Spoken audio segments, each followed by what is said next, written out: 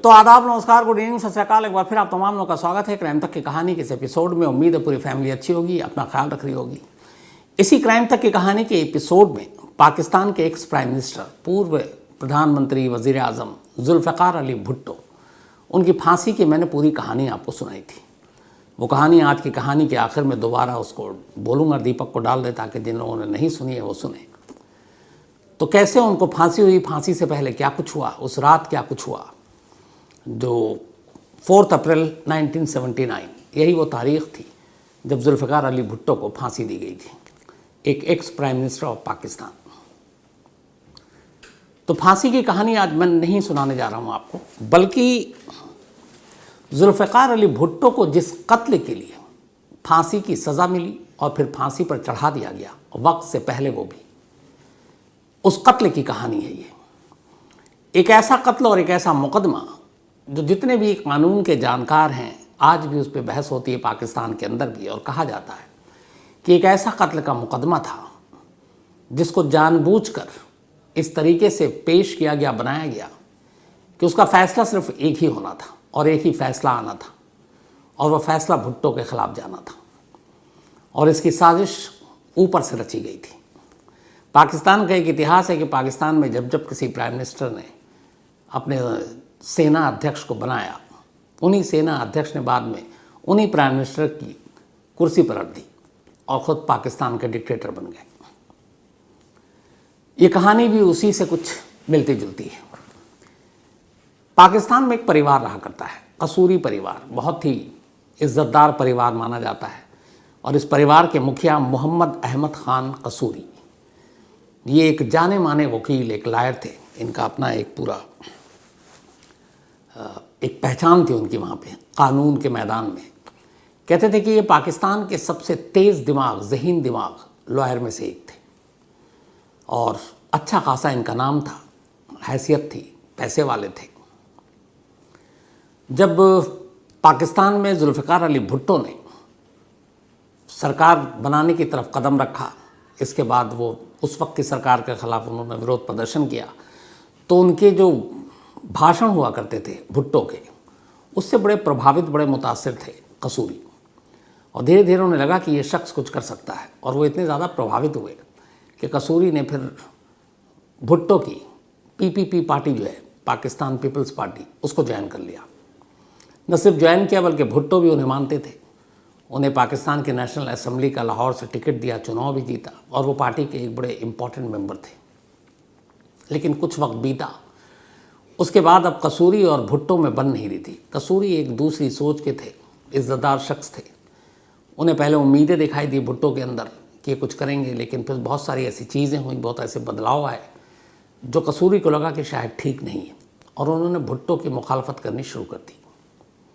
हालांकि भुट्टो का पाकिस्तान में अपना एक उस वक्त एक जगह थी उनकी, खुद एक ज़मींदार परिवार से आने के बावजूद सामंती प्रथा को ख़त्म करना, कि ज़मीन कुछ लोगों के पास ही ना हो, सभी लोगों में बांटा जाए, उनके बहुत सारे ऐसे फ़ैसले।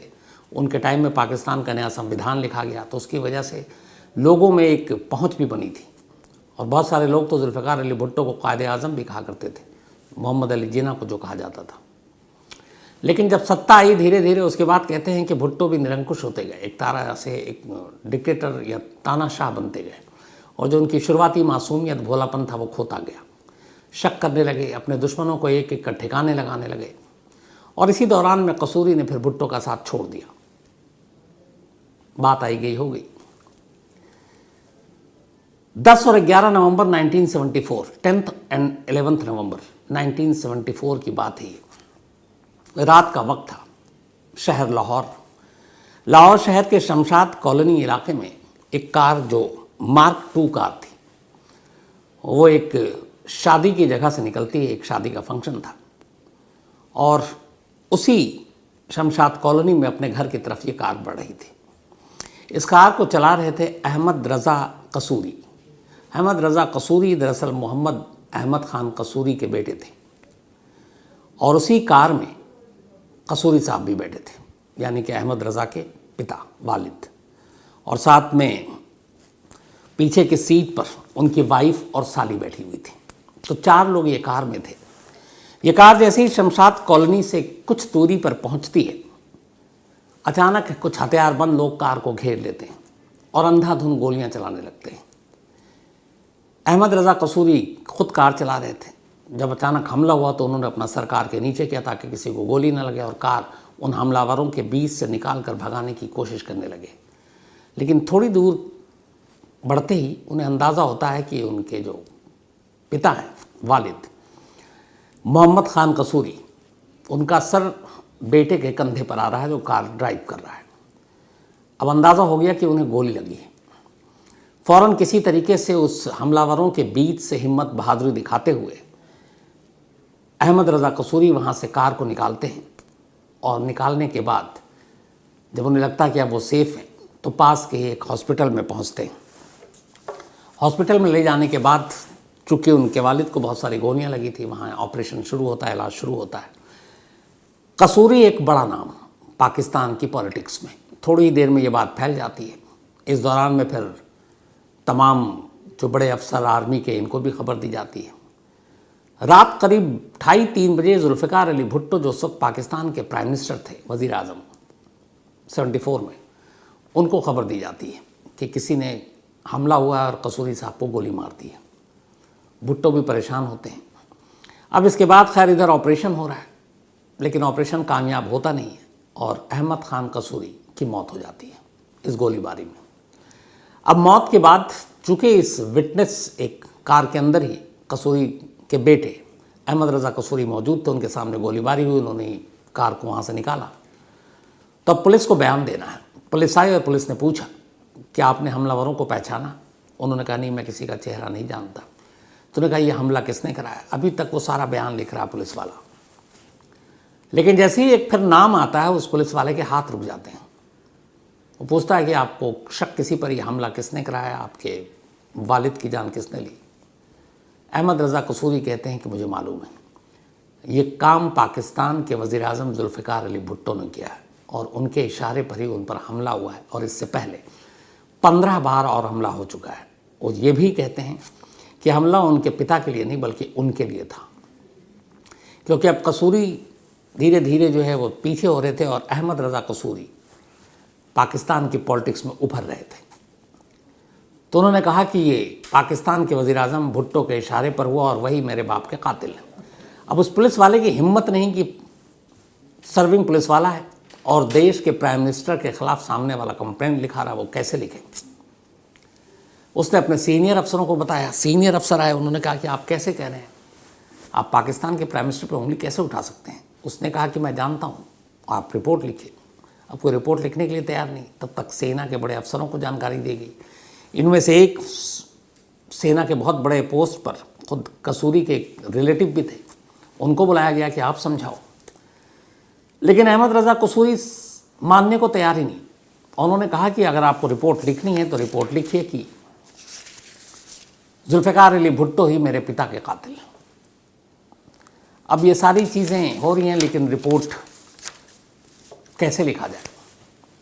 इसके बाद भी मुहिम चलती रही। अच्छा, तब तक ये अहमद रज़ा जो कसूरी बेटे हैं जिनकी मौत हुई, उनके बेटे भी नेशनल असेंबली के मेंबर थे। मौत हो गई। मौत के ठीक 9 दिन के बाद पाकिस्तान का नेशनल असेंबली का सेशन था, जैसे अपने यहाँ लोकसभा का होता है।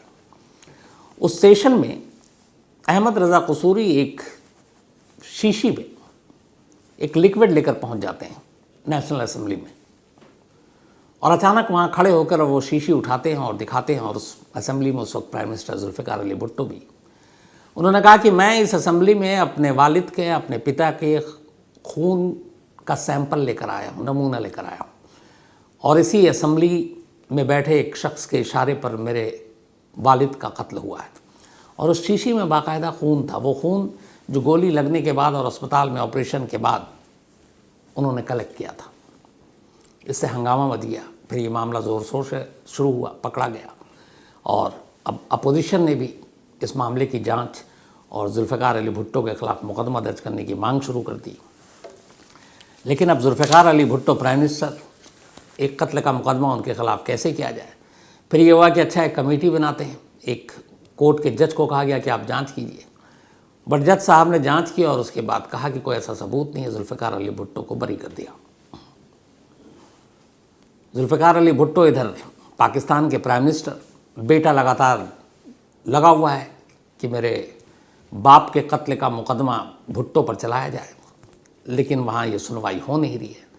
इसी दौरान धीरे धीरे वक्त बीतता है, उसके बाद चुनाव होता है। 74 में ये कत्ल हुआ था और फिर बाद में मार्च 1977 मतलब 3 साल के बाद फिर पाकिस्तान में एक आम चुनाव होता है। यह आम चुनाव में तब तक भुट्टो के ख़िलाफ़ एक काफ़ी बड़ा विरोध प्रदर्शन चल रहा था पूरे पाकिस्तान के अंदर, लेकिन इस चुनाव में फिर भी पीपीपी यानी कि जुल्फ़िकार अली भुट्टो की पार्टी चुनाव जीत जाती है और उनको कुल 155 सीटें मिलती हैं, जबकि अपोजिशन को सिर्फ 36 सीट। लेकिन इस चुनावी नतीजे से विरोध प्रदर्शन और बढ़ जाता है। विपक्षी पार्टियों का इल्ज़ाम होता है कि चुनाव में धांधली हुई और जुल्फ़िकार अली भुट्टो बेईमानी से ये चुनाव जीते। अब पूरे पाकिस्तान में जगह जगह सड़क पर आंदोलन, धरना प्रदर्शन शुरू हो जाता है। इसको रोकने की जुल्फ़िकार अली भुट्टो काफ़ी कोशिश करते हैं, ये रुकता नहीं। वो बहुत सारी चीज़ें बदलते हैं। पाकिस्तान में शराब पे बैन कर देते हैं, जो बार और ये सारी चीज़ें हैं इस पर रोक लगा देते हैं, जो डांस टाइप की चीज़ें, ताकि थोड़ा पाकिस्तान को फिर एक इस्लामिक कंट्री के तौर पर दिखाया जाए। इंडिया के ख़िलाफ़ फिर जंग और इंसारी की बातें शुरू कर देते हैं। इंडिया पाकिस्तान का ऐसे ही चलता है। पाकिस्तान में जब भी कोई संकट आता है तो वहाँ के जो नेता हैं वो फ़ौरन इंडिया से लड़ाई या फिर कश्मीर यही मुद्दा उठाते हैं, और वहाँ के हमेशा विपक्ष और जो सत्ता में वो एक दूसरे पर ये इल्ज़ाम भी लगाते हैं। तो ये सारी चीज़ें करने के बावजूद पाकिस्तान में विरोध प्रदर्शन लगातार जारी होता है। इत्तेफाक से उसी वक्त जुल्फ़िकार अली भुट्टो ने शायद अपनी ज़िंदगी का सबसे बड़ा गलत फ़ैसला लिया था।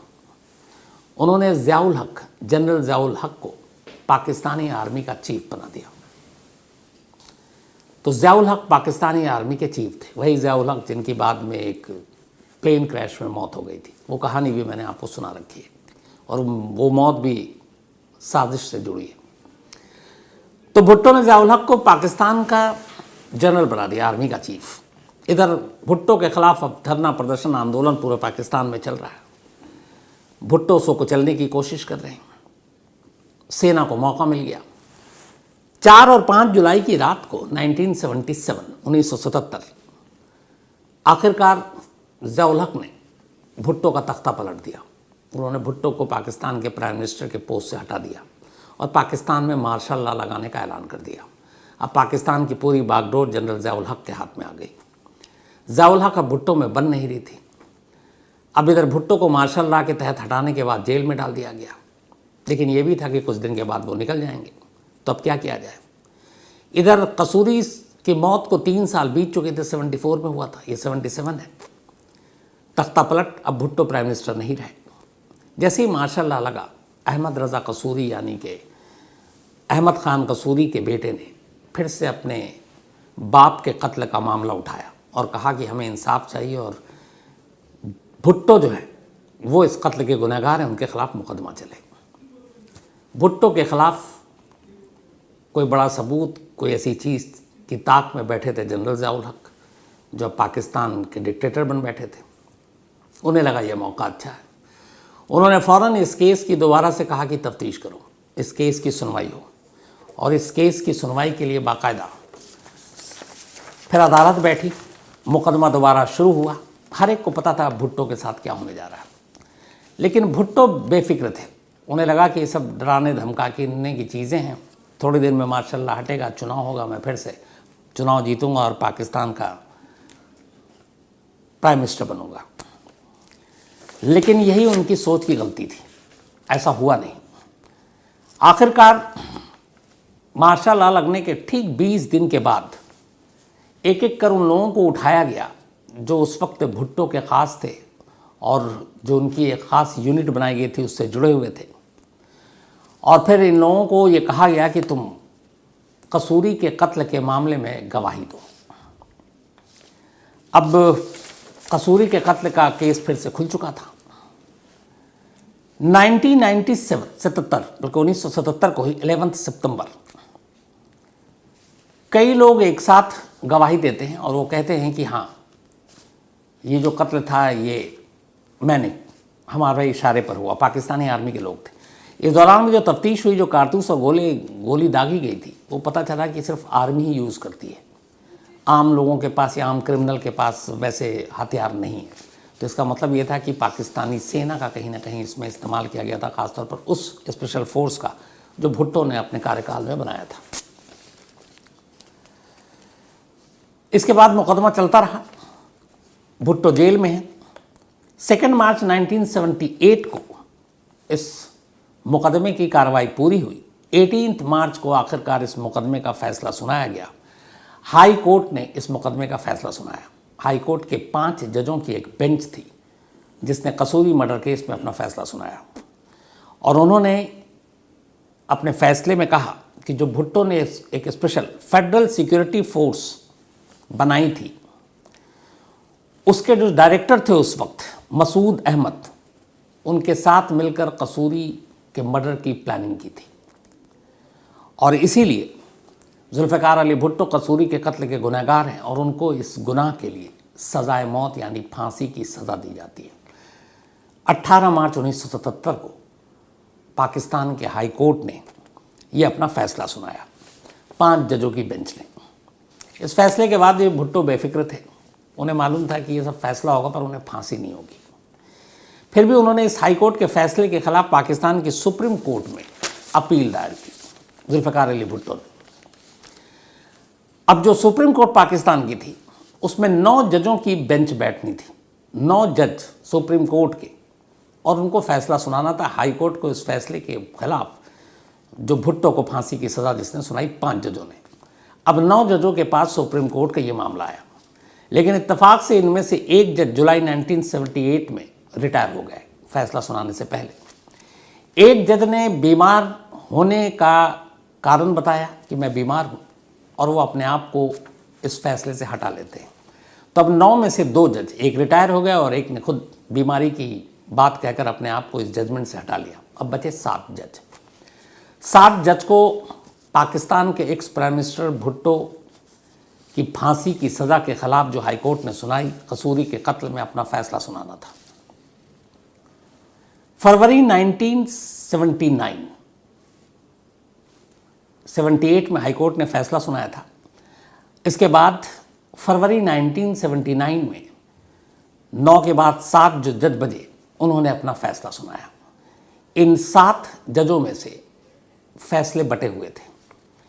4 जजों ने हाईकोर्ट के फैसले को बरकरार रखा और कहा कि भुट्टो गुनहगार है, उन्हें फांसी की सज़ा मिलनी चाहिए, जबकि 3 जजों का कहना था कि ये केस बेबुनियाद है और इसमें कोई ऐसा पुख्ता सबूत नहीं है जिससे जुल्फ़िकार अली भुट्टो को कातिल ठहराया जाए। लेकिन चूंकि मेजॉरिटी यानी बहुमत 4 जजों की थी, 7 का बेंच था, तो 4-3 से ये मुकदमा भुट्टो के खिलाफ गया और सुप्रीम कोर्ट ने भुट्टो की फांसी को इस तरीके से बरकरार रखा। इस फैसले के बाद भी फरवरी 1979 की बात है ये कि भुट्टो की फांसी की सज़ा बरकरार रखी गई। भुट्टो बेफिक्र थे कि फांसी नहीं होगी, ये उनको डराने की साजिश है और ज़ियाउल हक ऐसा करेंगे नहीं, और इसीलिए वो बेफिक्र थे। उन्होंने जो भी मिलने आता उससे यही कहते। लेकिन फरवरी में फ़ैसला आया और इस फैसले के सिर्फ 1.5 महीने के बाद 4 अप्रैल 1979 की सुबह, बल्कि सुबह भी नहीं हुई थी, रात 2 बजे ही अचानक जुल्फ़िकार अली भुट्टो को उठाया गया और उठाने के बाद उनसे कहा गया कि चलिए आपका वक्त हो गया है। भुट्टो ने कहा कि मुझे भी नींद आ रही है, मैं सो रहा हूँ। जो गार्ड थे उन्होंने कहा कि नहीं। भुट्टो को ये बताया ही नहीं गया था पहले से कि फांसी कब होनी है, और फांसी बाद में होनी थी। लेकिन ज़ियाउल हक नहीं चाहते थे कि वक्त बेकार करें, कल को कुछ और चीज़ें हो जाए और भुट्टो बच जाए। इसलिए आनन फानन में फ़ैसला हुआ और 4 अप्रैल 1979 की रात को ही भुट्टो को उठाया गया और उठाने के बाद फिर गार्ड उन्हें अपने साथ ले गया और 4 अप्रैल 1979 को भुट्टो को बड़ी खामोशी से फांसी दे दी गई। सुबह होने के बाद पाकिस्तान को ये बात पता चली। फांसी के बाद भुट्टो की लाश को ले जाकर दफना दिया गया। उनकी वालदा और उनकी बीवी, उनके बच्चों, किसी को भी इसमें शामिल होने की जो आखिरी रस्म थी इजाज़त नहीं दी गई ज़ियाउल हक की तरफ से। तो 4 अप्रैल 1979 साल भर के अंदर high court, then supreme court और उसके बाद फांसी। ये सब कुछ आनन फानन में पाकिस्तान के डिक्टेटर ज़ियाउल हक की वजह से हुआ। अब जहाँ तक इस मुकदमे और केस की बात है तो कहते हैं कि पाकिस्तान के इतिहास में ये वो मुकदमा है जो बेईमानियों से भरा हुआ था, क्योंकि इसमें ऊपर से हुक्म था कि तुम्हें क्या फ़ैसला सुनाना है और कितनी जल्दी सुनाना है। एक जज ने शुरुआत में जब ये मुकदमा चला तो भुट्टो को ज़मानत दे दी थी। उस जज को फ़ौरन हटा दिया गया और उसकी जगह दूसरे जज को लाया गया और दूसरे जज ने कुर्सी पर बैठते ही पहले जज के उस हुक्म को कि ज़मानत दी जाती है उस आदेश को खारिज किया और भुट्टो की ज़मानत खारिज करके उन्हें फ़ौरन गिरफ्तार करने का हुक्म सुना दिया। इसके बाद हाई कोर्ट में जो 5 जज थे उन्होंने भी पाँचों ने एक साथ ये फैसला सुनाया। सुप्रीम कोर्ट में कहते हैं 9 में से जो 7 जज थे, एक तो रिटायर और दूसरे ने जानबूझकर, क्योंकि उनके ऊपर प्रेशर डाला जा रहा था, कहा कि मैं ऐसा फैसला नहीं सुनाऊंगा, तो बीमारी का बहाना बनाकर खुद से अलग हो गए। बाकी 7 में से 4 जज ही एक साथ थे। 3 जज ने फिर भी हिम्मत दिखाई और भुट्टो के हक में फैसला सुनाया था। लेकिन इन सब के बावजूद पाकिस्तान के एक्स प्राइम मिनिस्टर वज़ीर आज़म जुल्फ़िकार अली भुट्टो को 4 अप्रैल 1979 को फांसी दे दी गई। बाद में उनकी बेटी बेनज़ीर भुट्टो पाकिस्तान की वज़ीर आज़म बनी, लेकिन बेनज़ीर भुट्टो की भी ऐसी ही मौत हुई। उनको गोली मारकर उनका कत्ल किया गया और उस साजिश के पीछे कौन लोग थे ये भी आज भी एक पहेली है, एक राज है। हालांकि इसको लेकर एक वक्त परवेज़ मुशर्रफ पर भी उंगलियां उठी थी, लेकिन आज भी साबित नहीं हो पाया कि बेनज़ीर भुट्टो का कातिल कौन है। ठीक उसी तरीके से कसूरी का कत्ल सचमुच बेनज़ीर भुट्टो के वालिद यानी कि जुल्फ़िकार अली भुट्टो के इशारे पर हुआ या फिर उन्हें फंसाया गया, ये भी आज तक एक राज है। लेकिन कहते हैं कि ये सबसे बेईमान मुकदमे में से एक मुकदमा था, जो मुकदमा शुरू होने से पहले ही जजों को, वकीलों को ये बता दिया गया था कि भुट्टो का अंजाम क्या होना है। और भुट्टो हमेशा इसे झूठ मानते रहे। उन्हें लगा था कि वो पाकिस्तान में जितने पॉपुलर हैं उनको फांसी देकर ज़ियाउल हक पाकिस्तानी लोगों से दुश्मनी मोल नहीं लेंगे, लेकिन उनकी सारी जो बातें थी वो गलत साबित हो गई। और ज़ियाउल हक को भी मालूम था कि भुट्टो की मौत या फांसी की तारीख अगर सार्वजनिक की गई और एलानिया फांसी दी गई कि इस तारीख को होगी, तो हो सकता है पाकिस्तान में बहुत सारे लोग, पाकिस्तान पीपल्स पार्टी के ही लोग, वो खिलाफ हो जाए, सड़कों पर आ जाए, धरना प्रदर्शन शुरू हो जाए। इसलिए बड़ी खामोशी से रात के अंधेरे में चुपचाप बिना तारीख ऐलान किए भुट्टो को फांसी दे दी गई। तो ये थी कहानी उस कत्ल की, जिस कत्ल की वजह से पाकिस्तान के एक प्राइम मिनिस्टर को फांसी पर चढ़ाया गया। अब कहानी ख़त्म करूं उससे पहले वही अपना सिलसिला। आज जश्ना दुलाल इनका जन्मदिन है, तो हैप्पी बर्थडे जश्ना दुलाल। और ये यूएस में रहती हैं और इनके फादर ने भेजा, लेकिन उन्होंने नाम नहीं लिखा या मैं कंफ्यूज हूँ, एक जगह पे उन्होंने जश्ना लिखा है। तो जो भी हो, हैप्पी बर्थडे जश्ना। साथ ही सलोनी का भी आज जन्मदिन है, तो हैप्पी बर्थडे सलोनी। और राहुल यादव ने भेजा है। इसके अलावा आरजू सत्यानी, इनका भी आज बर्थडे है, तो हैप्पी बर्थडे आरजू जी। और ये नौशाद सत्यानी की मम्मी है। साथ ही भावेश गामी की बिटिया हैं एंजल गामी, इनका भी आज जन्मदिन है, तो हैप्पी बर्थडे एंजल, हमेशा अच्छे रहो, खुश रहो। इसके अलावा अज़रा, इनका भी आज बर्थडे है, तो हैप्पी बर्थडे अज़रा। और ये नवेद जी की वाइफ है और नदीम ने भेजा है। साथ ही अजय बिस साहब, थैंक यू सो मच आपके मेल के लिए, आपके प्यार के लिए। इसके अलावा बबुन बिस्वास, इन्होंने कहा कि एक बार इन्होंने किसी एस्ट्रोलॉजर को दिखाया और उसने बहुत सारी उनकी ज़िंदगी के बारे में बता दिया, तब से बड़े परेशान रहते हैं, नेगेटिव ही सोचते रहते हैं। और इन्होंने मुझसे पूछा कि मैं एस्ट्रोलॉजी पर भरोसा करता हूँ, तो मैं बिल्कुल भी एस्ट्रोलॉजी पर भरोसा नहीं करता हूँ। बहुत सारे लोग करते हैं, मैं ये भी नहीं कहूँगा कि ना करें, लेकिन हर एक की अपनी अपनी सोच है। मैं सिर्फ कर्म पर ही भरोसा करता हूँ।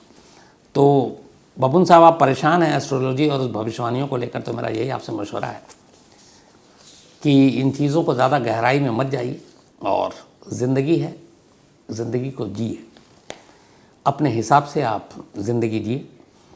इसके अलावा मुस्तफ़ा रंगून वाला, थैंक यू सो मच आपके मेल के लिए।